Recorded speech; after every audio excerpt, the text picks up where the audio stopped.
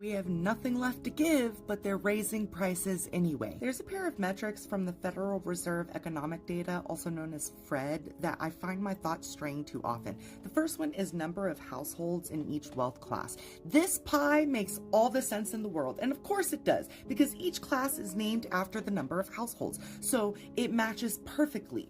Notice how very, very tiny the actual number of top 0.1% of households is.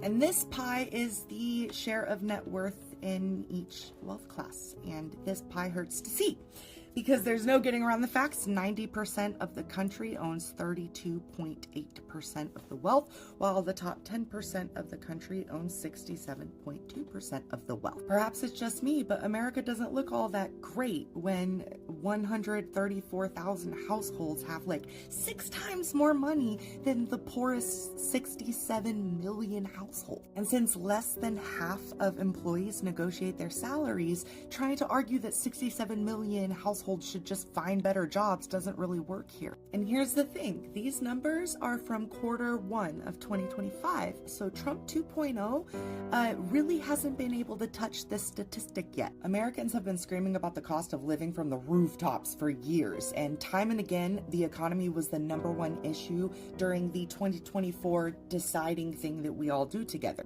My followers know that I'm a regular blue-collar gal who just likes news and nerd stuff. I'm no economist. That said, it felt urgent to make this video because I'm seeing warnings of price hikes across a variety of industries, and it's a variety that's wide enough to merit like a touch of concern. The KFF Health System Tracker was reporting on an analysis that shows across 312 insurers on the ACA marketplace, their median proposed increase is 18% for 2026. That's about 11 percentage points higher than last year. But then you've got Fortune magazine that is talking about how, I'm just going to quote them, layered on top of that is a looming policy shift. The expiration of enhanced premium tax credits enacted in 2021 as part of pandemic relief. If Congress lets these subsidies lapse at the end of 2025, monthly out-of-pocket costs for subsidized enrollees are projected to jump roughly 75% on average. That hike is on top of, not instead of, insurers' base premium increases. You've got the New York Times reporting about how data centers will require expensive upgrades to the electric grid, and we're going to have to share that unless Congress mandates that the companies pay for those upgrades. Kelley Blue Book reported on the 15th of August that new car prices do remain about $10,000 higher than 5 years ago. And according to the Claims Journal, the tariffs on auto parts are not going to help the situation. At the end of July, NBC News reported like a rather sad story about how rising cost of living is resulting in more animal surrenders.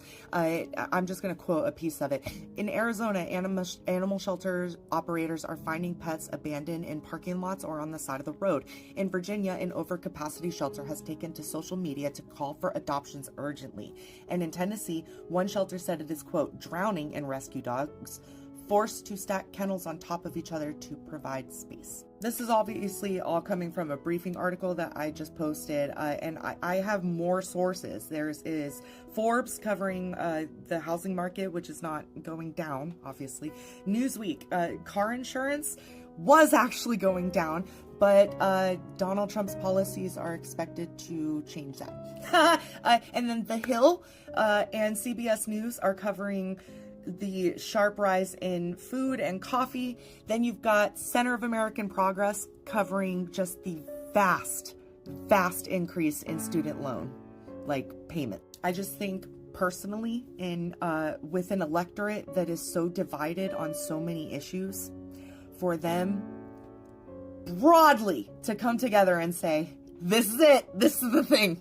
No, we really need help with this thing.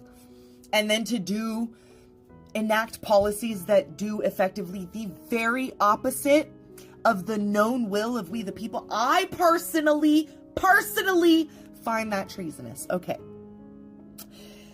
I have no idea what the pie will look like a year from now, but I'm not optimistic. I fear that the vast majority of America will have a lot less pie.